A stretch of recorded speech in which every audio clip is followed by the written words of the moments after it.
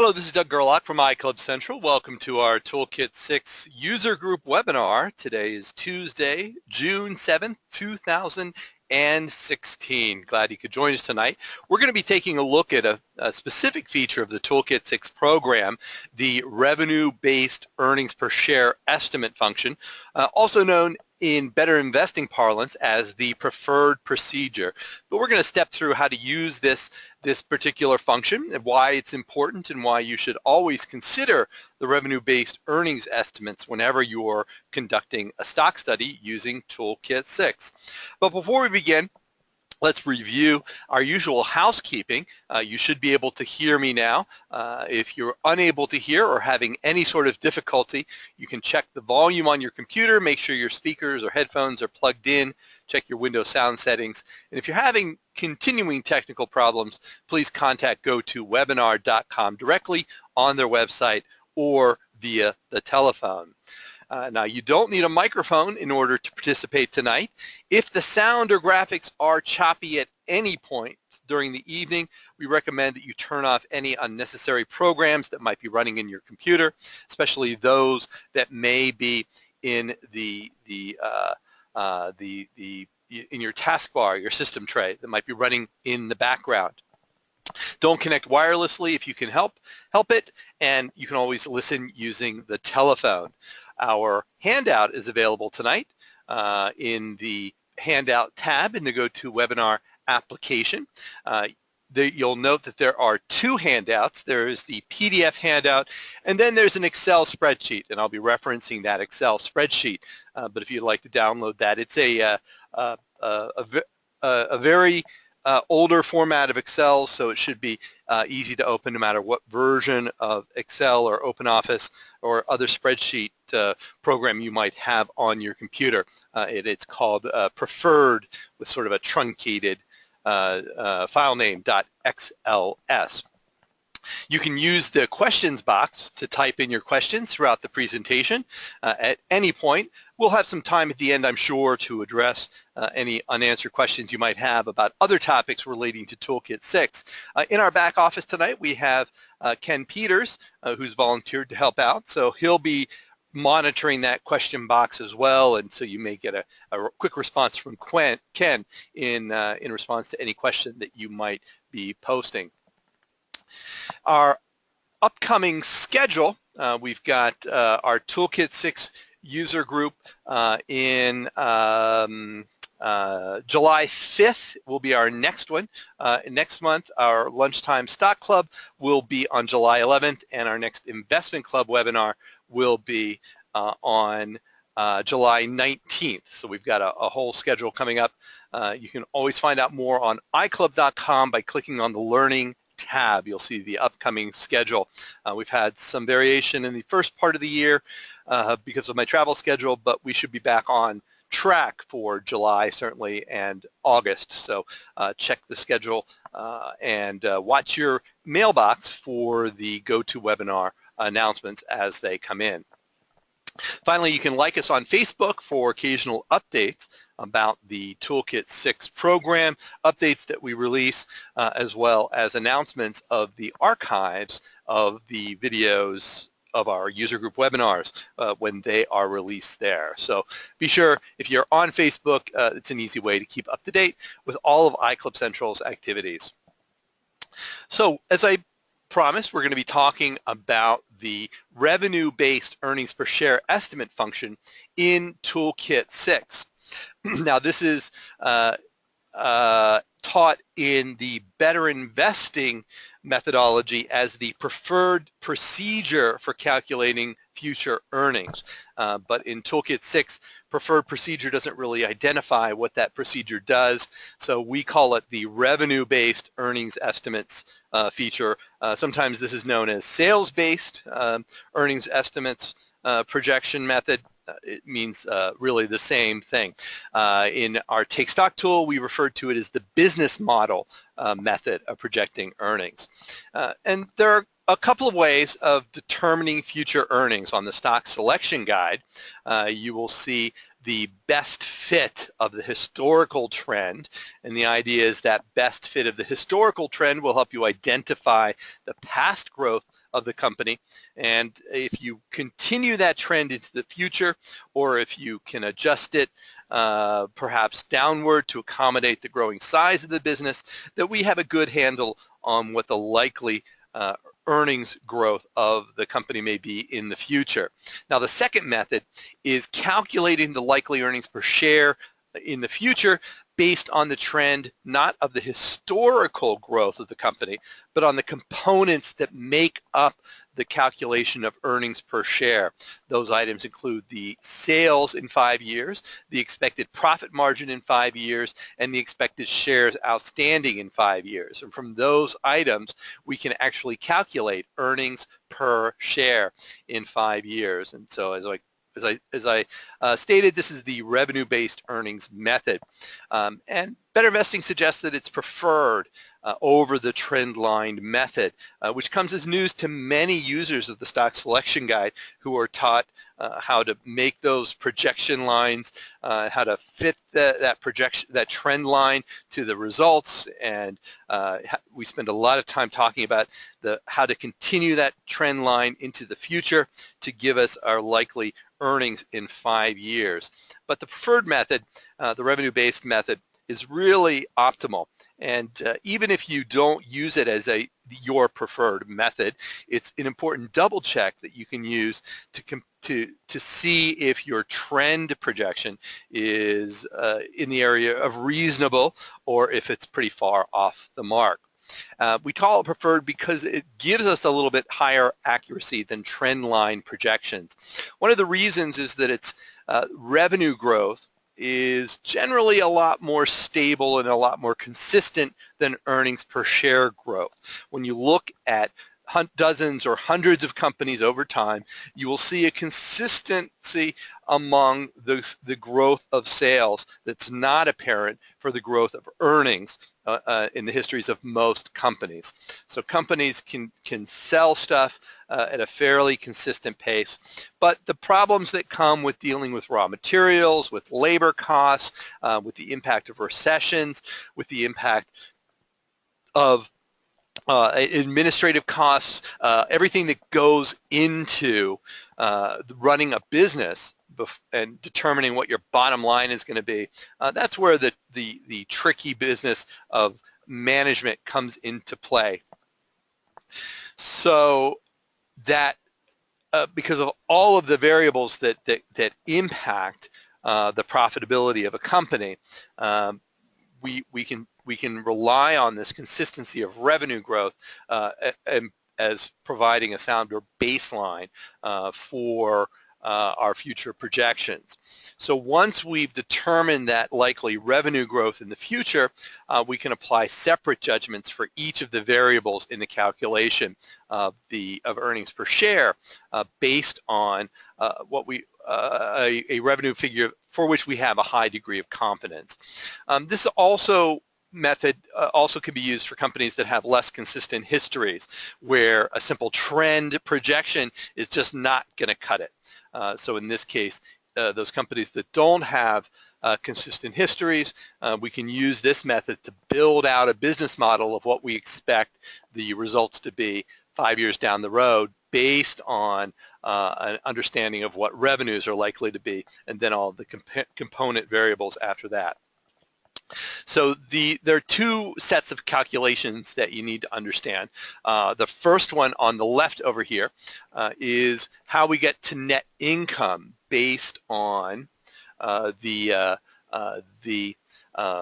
variables that we're looking at here. Starting with revenues, we subtract expenses, we subtract taxes, we subtract preferred dividends, and that gives us net income. And then once we have net income, we come over to the second column. We divide net income by shares outstanding to get our earnings per share. So these are the two calculations that the computer is going to assist you with, but it's important to understand those constructs before we get started here. So the variables in those equations include the expected revenues in 5 years, and as we've discussed, those expected revenues can be projected generally with a higher degree of confidence than earnings or anything else. The second set of variables is the percentage pre-tax profit, what's left after all of the expenses. And some people get tripped up here and say, well, how do we take the pre-tax profit percentage? What are we subtracting here? And if you think of the percentage of pre-tax profit, if the pre-tax profit percentage is 30%, the pre-tax expense percentage is 70%. So it's easy to calculate the expense ratio if we know what the pre-tax profit ratio is. The third is the percentage of tax rate. The fourth is preferred dividends, and we tend not to have to worry about that. There are very few companies that have preferred dividends. And then finally, the expected number of shares outstanding that we expect the company to have available to shareholders in 5 years. So as we mentioned, let's start with revenues. Because they're growing more consistently, it's pretty straightforward to project that revenue growth. Analysts will give us 1 and 2 year sales growth figures. Those are pretty readily accessible on a site like Yahoo Finance. You can get the next 2 years of sales growth. Better Investing in the Morningstar data that they use provide, and also in Stock Central, provide a 2-year sales growth percentage. So again, that's gives us a figure to start thinking about future sales growth. We can also look at, in Toolkit, the historical growth graph from the visual analysis screen. This will help us identify slowdowns or increases in growth. And then finally, the company may be telling investors what the range of revenues, earnings, or EBITDA, particular other values may be in the next fiscal year and the fiscal year after that, or what their targets are. And that certainly should not be discarded if the company is coming out and making those figures available. Our percentage pre-tax profit determination comes from looking at the past 10 years and then especially the last 5 years. This is in the stock study section 2. We can review that 10-year history, the 5-year average, the recent trend. We can also review the recent quarters and the trailing 12-month on the quarterly trend report. So we can identify any recent trends of growth for the in pre-tax profit or shrinkage in the pre-tax profit percentage. Again, the company guidance might offer some help as well. And this is really the most important variable. Really allows us to evaluate the management strength, how they are in delivering profits to the bottom line. And it's really interesting once you start looking at the variations in pre-tax profit, how small differences can make a big difference in the bottom line. So a fraction of a percentage can actually support earnings per share growth of a percentage point or 2 higher over a 5-year annualized period. And so this really helps us to focus on the profitability of the company, and we'll talk about that a little bit more. So here is a great example of a company that's got a recent trend where the profit margin has declined a little bit. The 5-year average is 5.5, but it's ranged from almost 6 to 5%. And we're going to look at how this particular company, if we expect profits, the profit margin, to be closer to 5.9% in 5 years. So we assume that this lower rate here is going to increase over the next 5 years to this 10-year high. What would that mean for earnings growth? If we expect the profit margin to settle around this new 5% period, what would that do for our earnings per share growth rate? Or what if the company's profit margins stabilized at that 5-year average, so they pop back up from 5% to 5.5%. So it doesn't seem like a very large variation there, but in truth it really does have quite a big impact.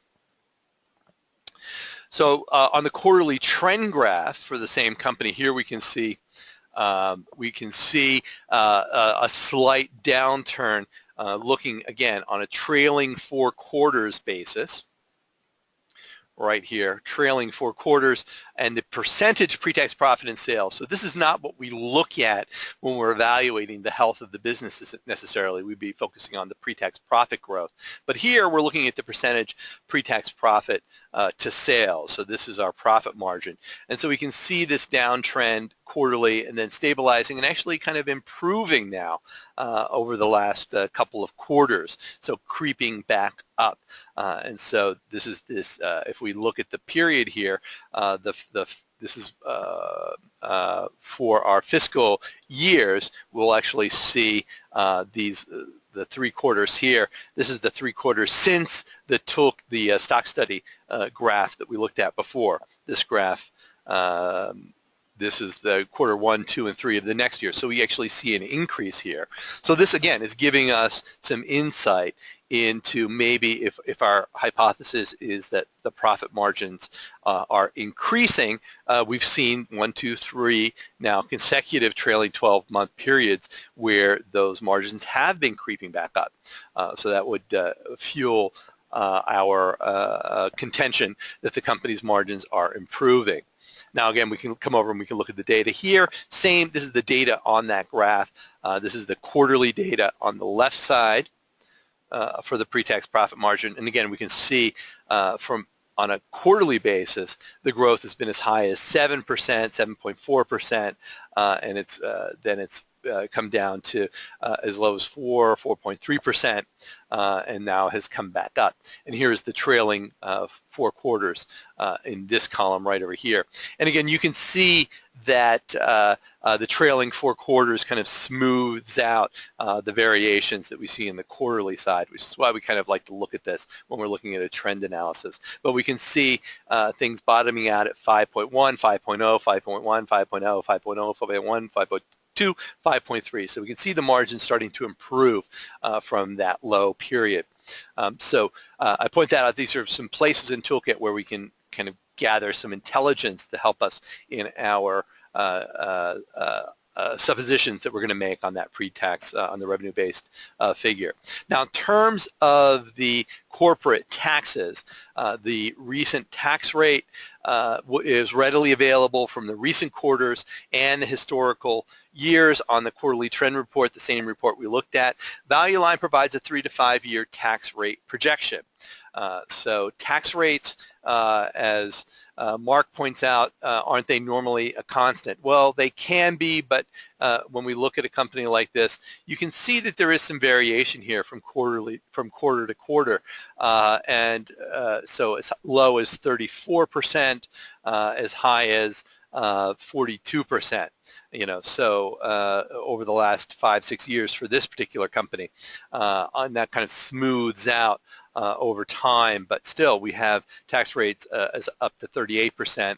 And so you can see taxes generally, my rule of thumb is that taxes do generally increase over time, but that's offset by a tendency of companies to find any way possible to reduce their tax burden by taking advantage of corporate tax breaks that are offered by the federal government or by state and local governments, in many cases by figuring out new ways to move their operations over offshores that can reduce the tax burden. So we don't want to merely assume that the tax rate is going to be what it is.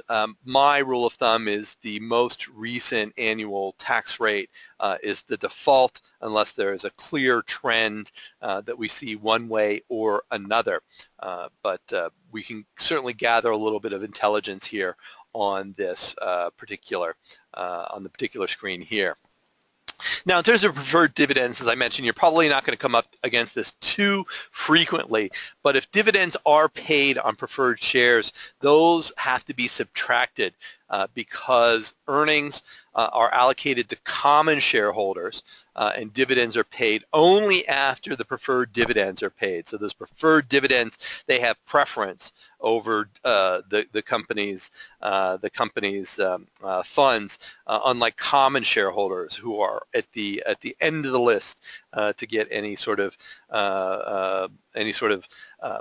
return out of the business if it were liquidated, et cetera. But preferred shareholders, that preferred dividend comes out before earnings are calculated. So if the company does pay preferred dividends, we need to take that into account before we get to our calculation of expected earnings per share. Now, shares outstanding are, again, this is something that you need to review, the number of shares that are outstanding. We can compare the historical fiscal year figures. Often you can see a consistent trend where the company is buying back shares perhaps, so the number of shares outstanding is decreasing, or in some cases you'll see a steady increase in the number of shares outstanding. Maybe they are making options, they're issuing options, and so that's causing potential dilution, and that's included in the number of total outstanding shares that you see in the data service. It could be that they are raising capital by issuing additional shares, and so that may also factor into it. Now in Toolkit 6 we can plot the number of shares outstanding on the visual analysis graph, but that doesn't, because it's semi-log, it's not going to show you the subtle trends. But your research into the company will help you identify if they are buying back shares, or if they're issuing shares to raise capital, if they're issuing options. If they're buying back shares and they're making options grants to employees, the number of total shares outstanding may offset each other, and so there won't be a significant number of changes there. But that, again, is another variable that we want to take a look at. So once we have kind of collected the data and we have an understanding of the business, we're going to access that revenue-based earnings per share estimate screen. You can get to it in a couple of places. One is from the visual analysis screen, where we estimate sales and earnings growth. And the other is from section 4A in the estimated high earnings per share figure. So I'm going to flip over to Toolkit, and we'll open up a company and we'll take a look. So let's open up Advanced Auto Parts, and just randomly at the top of the list, refresh the data. So we've got current data here, and we'll just work with this particular company as our example today. So here we see a fairly consistent uptrend of sales and earnings, a little bit of a slowdown, but generally things moving in the right place. A little bit of disturbing sales decline in the most recent quarter, but earnings still growing, fairly well. I mean, this is not 6.5%. Is not a very exciting growth rate, but it seems to have bucked the trend of the decline the company experienced last year. So if we are clicking to enter our sales and earnings growth rate estimates here, you'll see here we can type in what our growth rate estimates are, and the analysts are projecting about 14.8%. We've got 12% expectations plotted in here, and so we're going to go ahead now and walk through this using that revenue-based earnings estimate screen. So click on it here, and opens up this particular screen. So let me just flip back to our slides and just which indicates what we need to do here. First thing you need to know is the blue text here. By clicking on the blue text, will load the information for that particular item. So the first one is the projected 5-year sales. So we click on projected 5-year sales, and then over here we have the annual sales for the last 10 years. So you see the growth that's there, right? If we click on the expenses, this box over here changes to expenses. If we click on taxes, this shows us the 10-year taxes. So this screen on the right is dynamic and is part of the visual data analysis that we can incorporate, we can utilize. There are buttons here. We can accept the defaults. So in this case, the growth of sales on the SSG is 6.4%. The pre-tax profit margin over the last 5 years is 5.5%, and the current year tax rate is 36%. So these buttons are all checked to accept those particular values. If we didn't like those values, we would check the button over here, and then we would override with what we thought the value was. We type in the value in that box, and we could repeat that for as many of these options as we wanted to. As we enter the different values here down below, the earnings per share changes in this earnings per share by revenue estimate figure here. Changes, and the growth rate that's calculated changes here. So that changes in real time. And then finally, if we wanted to accept the earnings per share by revenue estimate item, we would check the box over here, check the button over here. We can also type in a value here if we wanted to. But this gives us a good idea of what our revenue-based earnings estimate figure is compared to our trend projection estimate, and that serves as an important double check. So let me flip back to our live example here, and we'll take a look. So in this case, our projected 5-year sales growth rate, here we are, is 12%. So we can stick with that. Or we can reduce it if we wanted to, but we'll stick with 12% for now. The next item, and you see as I click on the expenses, this section over here changes to pre-tax profit margin, section 2A, and I see the 10-year history there. So our 5-year average is 9.1%, but as you can see here, the trend has been consistently down. So I wouldn't be happy, I don't think I would probably, at least from the start, be happy with a 9% profit margin unless I was convinced the company was recovering from this downtrend. And so I might start off with a 7.7%, reflecting last year's profit margins, and see how that kind of works out. What's interesting here is that we can, as we click through these, we could actually determine the impact of 9% compared to 7.7% compared to 10.3%, and what that has on the bottom line as we get down below. So here's our tax rate, and you can see in this case the tax rate is has been in the mid 37% range pretty consistently over the last decade. So I'm going to just stick with our 37.3%, which is our default, right? And that comes from the most recent year right here. So those numbers, that's where those numbers are coming from. There's no preferred dividends, and then the last item is the number of shares outstanding. And here's a good example of a company where you can see that they have been reducing the number of shares outstanding from the last 10 to 5 years ago, but they've really stabilized. They're in the 73.5.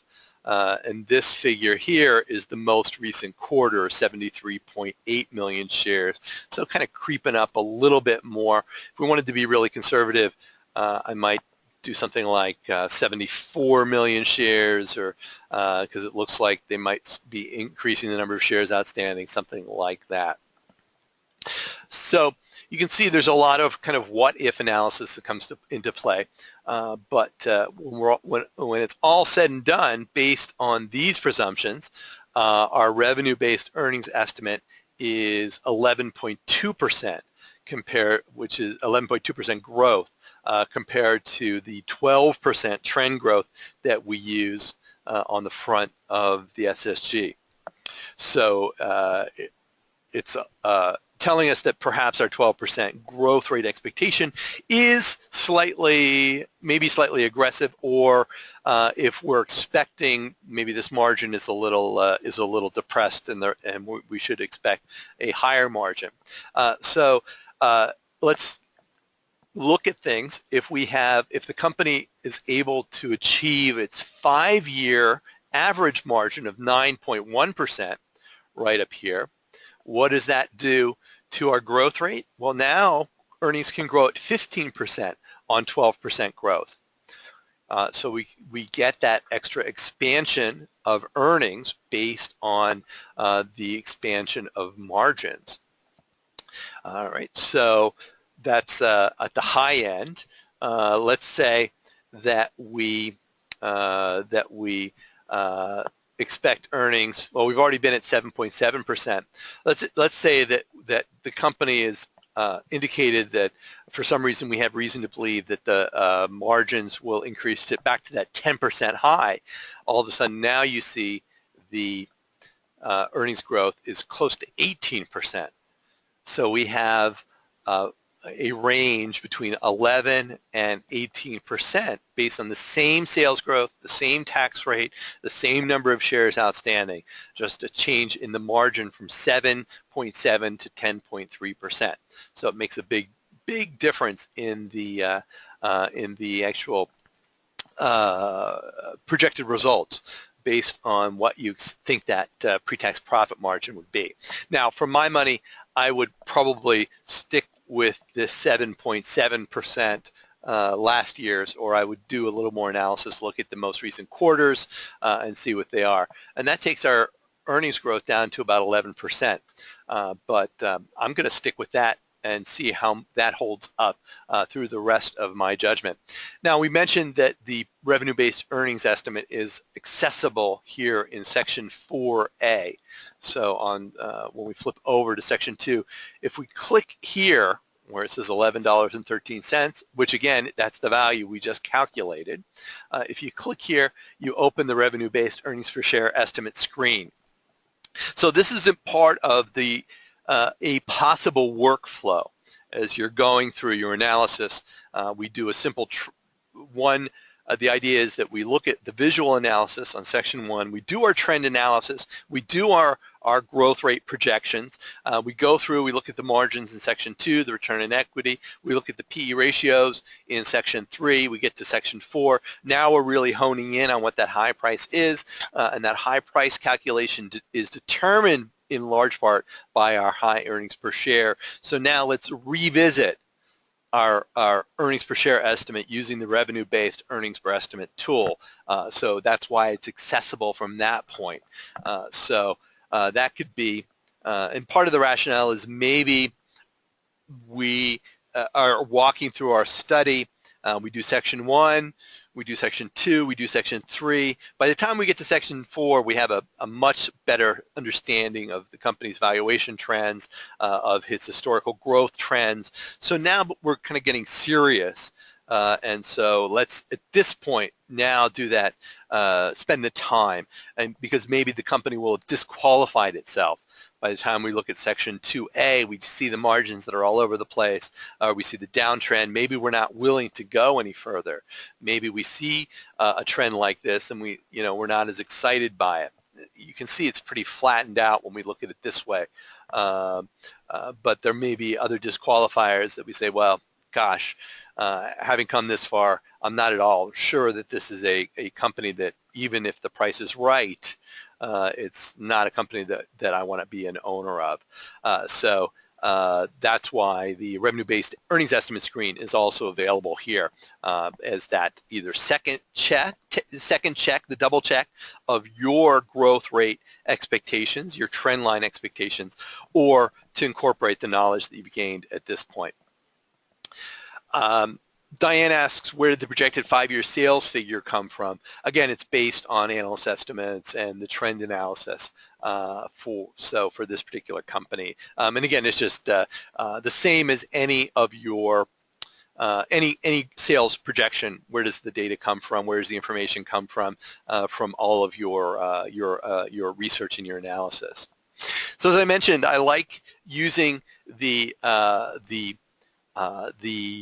revenue-based tool as a model for potential different outcomes based on improving margins, deteriorating margins, or stable margins. Sometimes, there may be subtle downtrends that we want to incorporate, so almost like you're doing 3 SSGs, you're doing one where you're being very conservative, you're expecting margins to maybe deteriorate a little bit, maybe one is a little more optimistic, and again, that's not a bad thing because we are focusing on well-run businesses. So in many cases, you will see margin expansion.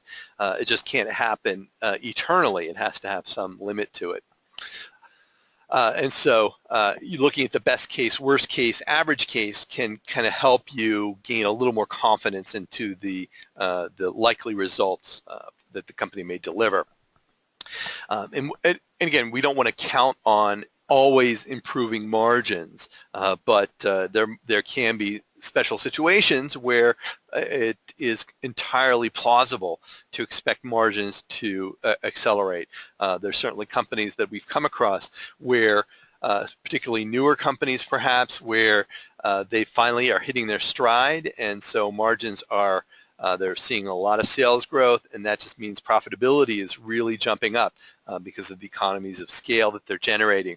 It could be, you see pharmaceutical companies where after the first couple of years where they're heavily marketing a new drug, that drug becomes very accepted, and so the margins just continue to improve over time. Here's another example for a sample company. Sales projected to grow at 6.4%, so it's a mega cap stock. Projected tax rate 36%. Number of shares outstanding 911.3 million. And if you look at the various profit margins, the last fiscal year here is 5%. The trailing 12 months, 5.3%. The 5-year average, 5.9%, 5.5%, and the high of the last 5 years, 5.9%. So you see here the difference is 0.9% difference between these values. But the resulting earnings per share growth using these same assumptions up above gets you from 5.9% all the way to 9.5%. Just these tiny changes in margins can have a big impact on the resulting annualized growth rate if the company is able to achieve those particular margins and deliver results to them over time. So that's why I think it's important to take a look at the margin analysis a little more carefully when we're looking at companies. Now, a little sideline here, but I wanted to look at it in another way. If we look at the preferred procedure, if you had to justify all of your earnings growth rate projections on the SSG by calculating what profit margin is required to support that earnings per share growth, how would that impact your analysis? We do this simple trend line analysis. We don't always think about, sometimes they're a little aggressive, and we're actually factoring in margin expansion that may not be supportable. So I had built many years ago, built an Excel spreadsheet that does the preferred procedure, and again, it was built before that was a function of Toolkit, but I also allow you to back into the profit margin that's required to support your projected earnings per share growth rate. So in this case here, the example that you see here, you projected, our analysts projected 10% earnings growth. Which gives you earnings of $4.08 in 5 years. So what's the profit margin have to be to support that? So in this case, you know what the revenues are in 5 years from your SSG. You know what the earnings are from your trend line analysis. You know what the tax rate is likely to be. You know what the number of shares is likely to be. So the program, the spreadsheet calculates the net profit after taxes and before taxes, and then calculates the revenues, the expenses, the taxes, the net profit divided by earnings per shares, requires a profit margin of 6% to reach earnings per share of $4.08. So again, if we were looking at 10% earnings growth for a company, and if we look at the company, the same company that we've been looking at, where the margins, the high margins of the last 5 years were 5.9%. If I flip back, let me just flip back a screen, and we can talk about that. So in this case, the highest for this company, The highest margin of the last 5 years was 5.9%. Last year, the margins were 5%. They've increased since then over the last 3 quarters to 5.3%. Okay, so on our SSG, we projected sales growth of 6.4% based on the historical trend. Analysts are looking at 10% growth going forward. So we test that growth rate going forward, and we find out that the profit margin, in order to support 10% growth, is 6%, which is higher than the margins have been in the last 5 years, in the last 10 years, and are significantly higher than the company's reached in the last couple of quarters. So to my mind, this 10% analyst expectation becomes very, very aggressive, and maybe it's not something that we want to rely on. So again, something else that we can, just another tool for your toolbox to help you consider the margins and how they impact the earnings per share results as you go forward. Now, sales, generally the most predictable, but the other variables are subject to significant changes. And there's more to be wrong about. You know, margin analysis, we're not suggesting that we're going to become full-time stock analysts looking at all of the data, looking at all the numbers, but again, I like to think of it as finding a range of potential results, and then if we settle somewhere in the middle, we'll have a better understanding of the potential upside and the potential downside from that point.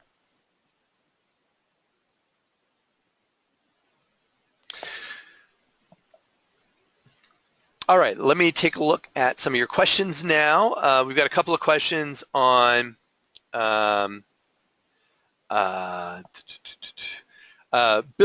Williams asked a question about accessing Morningstar from Toolkit 6.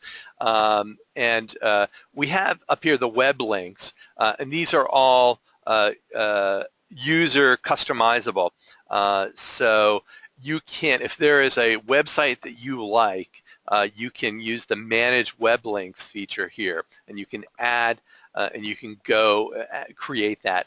There's help on how to do it. If you click on the help button, there's some help that you can do that. And there's also, I've done a webinar or two on how you can add those features. This web link, we have these options at the top that are marked by asterisks. Those can't be edited. Those are all now part of the when we release updates, we'll modify those, and the rest are all either samples or user entered. So all of these other ones are samples or user entered. So and they're just there for demonstration purposes for you to see how things work. You can edit, you can delete them, you can add whatever ones you want. And as I said, we've done webinars in the past. The manual has there's the manual link, has instructions on how to add additional links there. But again, I've done at least one webinar in the Toolkit archive on editing and managing web links, so you can refer to that. So I'm sorry if the update may have changed some of these samples that were here, but as you add your own, they become part of your database.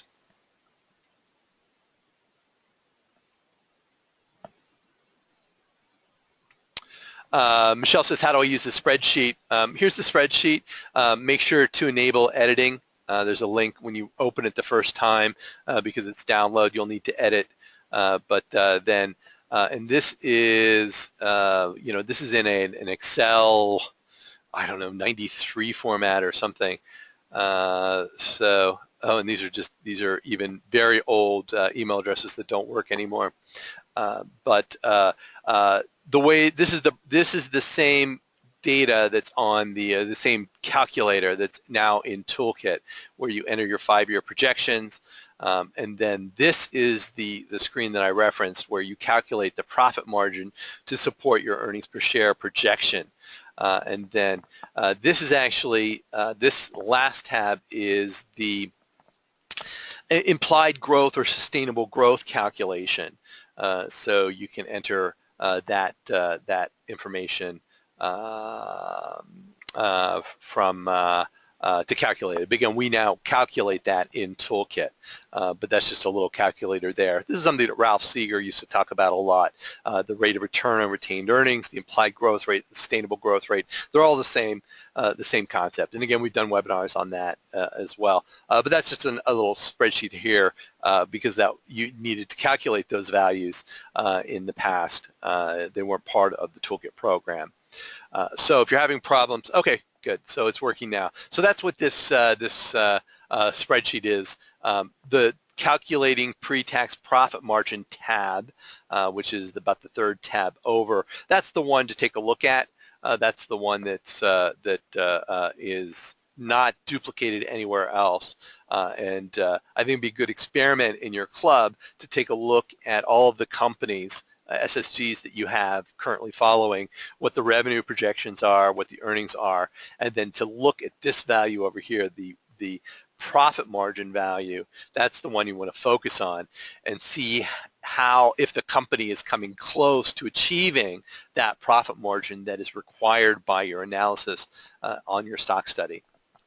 So that's the objective behind that particular graph there.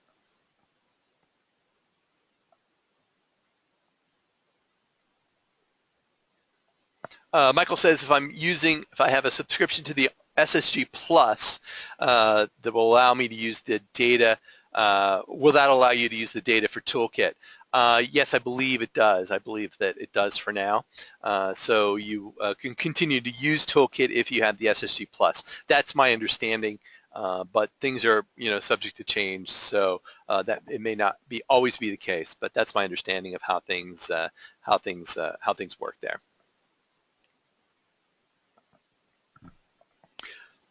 All right, there was one other question that someone asked about with respect to Toolkit, that they use the Stock Central data, but for portfolio management, they're inputting data from Value Line. And when they open Toolkit, sometimes they're getting that message to automatically update data, but they don't want to update the data, but sometimes it inadvertently overwrites the data that they're updating. So what can you do in that situation? Well, the answer is, we'll go back to our advanced auto parts here. Let's say that we had gone into the data and we had added some Value Line data. We had made some adjustments, or we had used adjusted data, whatever we wanted to do that we were using there. The thing that we have to do is click the Lock Data button. And now you can see the screen turn from green to gray. All of these screens are now gray. They don't have the box where the boxes that we could be entering data. So everything now is locked. So I'll go ahead and save it. And then when we open the library, you can see over here on the far right, there's a red block in the L column. That means the company is locked. That company is now not going to be updated whenever you update data. Now, the downside of this is that the prices are not going to be updated either. So this is what I like to do in my portfolio over here. You can see we have the last price column right here, right in the middle of the screen, and you can see if I click on Update Portfolio, let's go ahead. If I click on Update Portfolio Prices, it's going to update all of the companies except those locked companies. And you can see I've got a couple of locked companies here. Click OK. It updates the companies, but it will not update. I had another locked company down here. So what you have to do is you have to go in and enter those companies, those prices by hand if you want to update those particular companies. So it's just important to keep that in mind, because you won't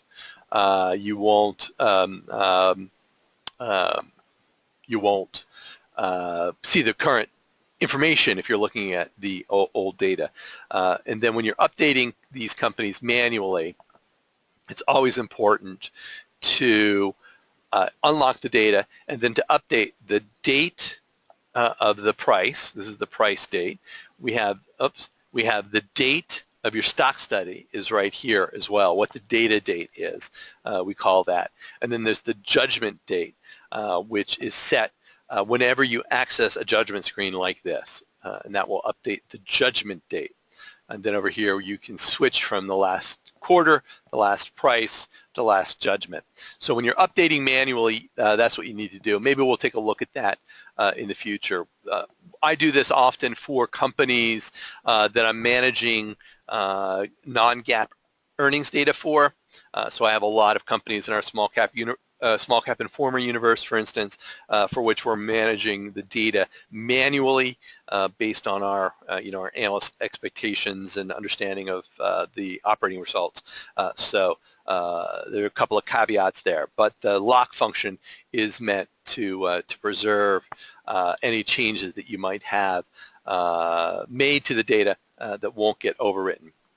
And then, as I said, they all show up in this L column, and that's how you can identify them. Norm says, is there a way of deleting a locked file from a library that someone sent to you? I don't think there's any problem with deleting that company. If it's in your personal library, just right-click on the name here and delete the company, and it should be able to be deleted just fine. Michael says, is there an advantage or disadvantage to using the online SSG Plus over Toolkit, or does it boil down to a personal preference? Well, Toolkit certainly has more advanced features right now, more than the SSG Plus. So there's a lot that Toolkit does that the SSG Plus doesn't do. There are some features in SSG Plus that aren't replicated in Toolkit, like the use of the review of competitors, so that can be an attractive function there. If you're using a Mac computer, Toolkit 6 is a Windows program, so it's not a viable option for most Mac users, so SSG Plus becomes a lot more useful, a lot more popular in that universe. If you have multiple computers, you can install Toolkit on your your home, your office, your laptop, your desktop, his, hers. We're pretty lenient about the licensing of it within your household. But if you're at a work computer and you want to do a quick stock study, for instance, or even at the library, you can probably log in to a computer there, log into your Better Investing account, and do a quick stock study. So if you're traveling like that, that can be another feature that makes it work. The new SSG Plus, they have made a lot of strides in increasing the speed of the application. There's a lot now that's done on the client side as opposed to the server side. So if you haven't tried it in some time, it's actually a lot more responsive, and will just continue to get that way. The servers are being upgraded, faster servers, etc., as more and more people are using it. So that's the bottom line. Obviously, there's a couple hundred people here tonight who are hardcore Toolkit users and really like using Toolkit and want to continue to learn all of the features that they can that are available in the Toolkit program. Norm back on the asks about the locked file. I don't think there's any reason why you can't unlock it or delete it. As far as I am aware, once you import it into the library, you can change it, unlock it, lock it, delete it as much as you want. I don't think that's going to impact have any impact. You can't. It's not like a file, like a Word file, where you can lock it and password protected it before you send it to someone else. It's just a temporary switch that shuts that record down from being automatically having data overwritten for the express purpose of when you might be entering data by hand, you might be normalizing or using non-adjusted results. So I don't think it should be a problem, but you can contact us if you continue to have issues there. All right, well, let's wrap it up. I want to thank Ken Peters in our back office for helping tonight, and thank all of you for coming. It was great to see so many of you at the Better Investing National Convention in Chantilly, Virginia in May, and we'll be looking forward to seeing you all in Cincinnati, Ohio next May for the next Better Investing Convention. We'll also be at San Francisco at the Money Show. I'll be there in August. For sure, and then back in the new Money Show in Dallas in October. You'll be hearing more about that, but I will am on the agenda to be there as well. So always looking forward to meeting as many of our Toolkit users as we can in all of my travels. So I want to wish you the best for a happy summer. We'll see you next month in July at our next Toolkit 6 user group webinar.